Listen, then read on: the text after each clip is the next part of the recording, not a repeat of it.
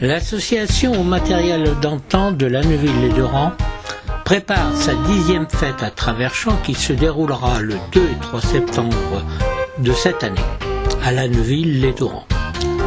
Pour cette fête, le thème choisi sera Renault Agriculture.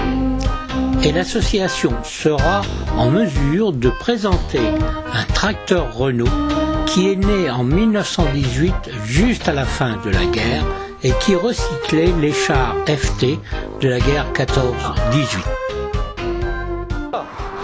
Bonjour messieurs Radouan, oui, père et fils, tous les deux passionnés de tracteurs. Oui, tracteur Renault. Voilà, tracteur Renault. Ouais. Alors vous, tous les deux, vous détenez une pièce extrêmement rare. Oui, un char qui était de la guerre et qu'on a rénové, là, voilà. on essaye, Voilà. on rénove au fur et à mesure avec beaucoup de difficultés pour les pièces, tout ça, pour trouver les pièces d'aujourd'hui. Alors ce char, qu'est-ce qu'il faut en dire? Il faut dire d'abord que c'est un char qui est issu de la Première Guerre mondiale. Renault avait fabriqué des chars F-17 lors de la Première Guerre mondiale et à la fin de la guerre, il avait une propriété à Équeville en Normandie. Il a recyclé ses chars en tracteur agricole. Hein? Sur la base du char. Sur la base du char avec les chenilles. On va faire le tour du truc. Alors, c'est un engin qui date de 1919. Voilà, ouais. Hein? Donc, il a presque 100 ans. Oui, bientôt. Il est plus vieux que nous. Il est plus vieux que nous. Lui tout seul, il n'y a pas de nous trois qui est plus. Il est à 2 ans près, il voilà. 100 ans. Et bon, donc c'est un char. Et il en existe à peu près combien aujourd'hui? Petite dizaine en France. Dizaine. Petite dizaine. Mais bon. D'après les statistiques qu'ils nous ont dit, il y en a peut-être 5. Peut-être 5 en France. En France. 5, ouais. On en a un pas loin d'ici, à Chartres. Et il y en avait un. Bon, il y a un club Renault, la TR, où on possède un. Ouais. Et le monsieur me disait qu'il en connaissait peut-être 4 ou 5. Voilà. Alors, ce char, il est en cours de restauration. On va faire le tour, on voit qu'il y a des pièces, mais enfin, il y a quand même le capot alligator typique à Renault. Voilà, le capot typique des camions, des voitures, des tracteurs. Donc c'est vrai qu'à cette époque-là, comme c'était beaucoup des pièces recyclées, ils utilisaient d'autres pièces.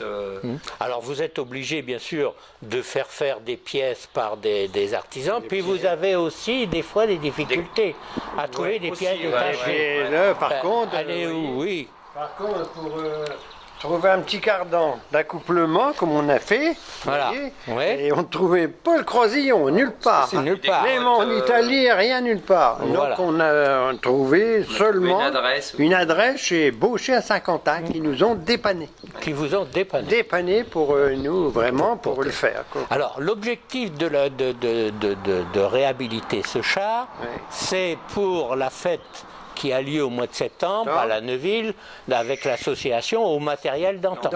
Avec notre ami Joël Desfossés. Voilà, donc on va, il sera restauré pour cette date-là et il sera exposé le jour de la fête. Le jour de la fête au centre des Renault qui ont exposé autour de lui. Cette année, le thème de la... C'est comme ça et il avance. Voilà. Alors, donc, dans l'état actuel des choses, il tourne, et il avance. Il avance.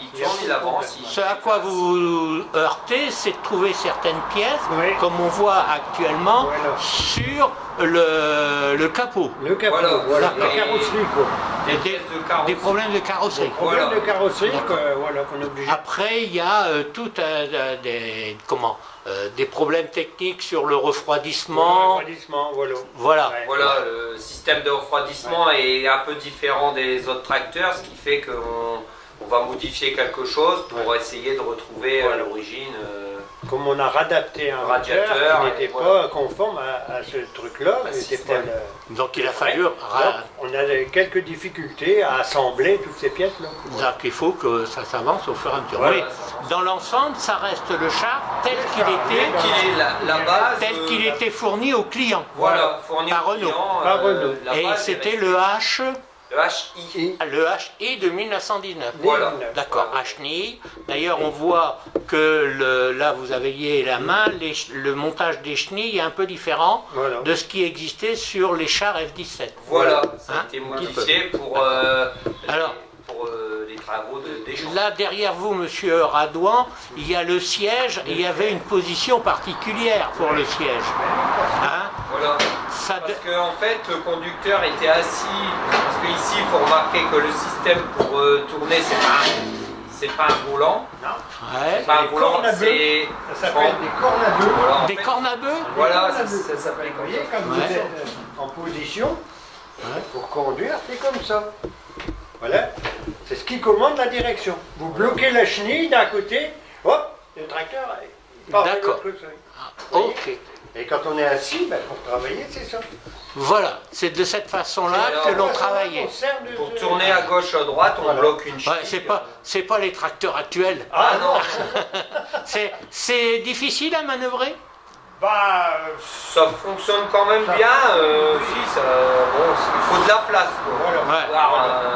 Ça arrache les chenilles, il ne faut pas tourner sur place, sinon on arrache tout. On arrache tout. On arrache tout. Mais bon, c'était déjà conçu, il y avait un système de commande, toutes les commandes étaient là, la boîte de vitesse, l'accélérateur, tout était quand même centralisé. D'accord. C'était déjà... Et puis on n'est pas obligé de manuellement avec une pédale, on ne bloque pas la chenille ici.